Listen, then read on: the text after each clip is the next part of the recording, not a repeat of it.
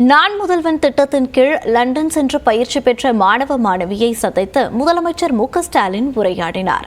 அரசின் உதவியால் எளிய குடும்பத்தை சேர்ந்த தங்களால் வெளிநாடு சென்று பயிற்சி பெற முடிந்ததாக மாணவர்கள் நெகிழ்ச்சியுடன் குறிப்பிட்டனர்.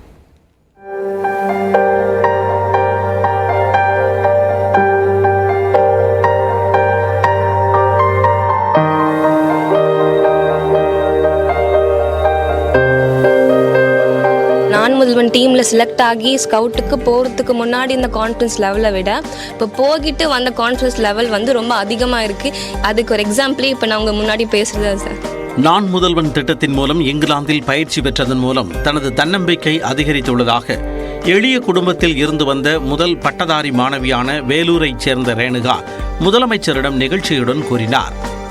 நான் முதல்வன் திட்டத்தின் கீழ் பிரிட்டிஷ் கவுன்சிலுடன் இணைந்து ஸ்கவுட் என்ற திட்டத்தில் இங்கிலாந்தில் உள்ள டர்ஹம் பல்கலைக்கழகத்தில் 25 மாணவ மாணவியருக்கு பயிற்சி வழங்கப்பட்டது. பயிற்சி முடிந்து தாயகம் திரும்பிய அவர்களுடன் முதலமைச்சர் மு.க.ஸ்டாலின் கலந்துரையாடினார்.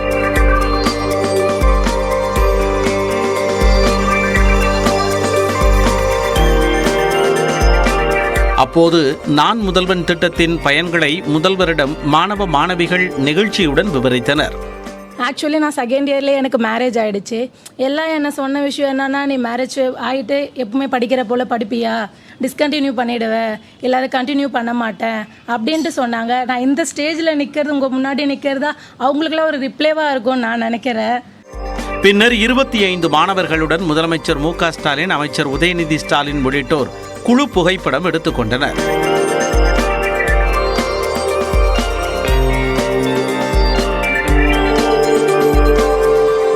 நிகழ்ச்சிக்கு பிறகு செய்தியாளர்களிடம் பேசிய மாணவர்கள் நான் முதல்வன் திட்டத்தின் கீழ் வழங்கப்பட்ட பயிற்சி மூலம் தங்களுக்கு சர்வதேச நிறுவனங்களில் வேலை கிடைக்க வாய்ப்புள்ளதாக நம்பிக்கை தெரிவித்தனர். ஸ்டார்டிங்கில் நான் முதல்வன் அப்புறம் ஸ்கவுட் ப்ரோக்ராம் இருக்க ப்ராசஸில் இருக்க நிறை குறைவுகள், அப்புறம் நீங்கள் என்ன ஃபீல் பண்ணீங்க, அப்புறம் எப்படி உங்களுக்கு எக்ஸ்பீரியன்ஸ் இருந்துச்சு எல்லாமே கேட்டு தெரிஞ்சுக்கிட்டாரு.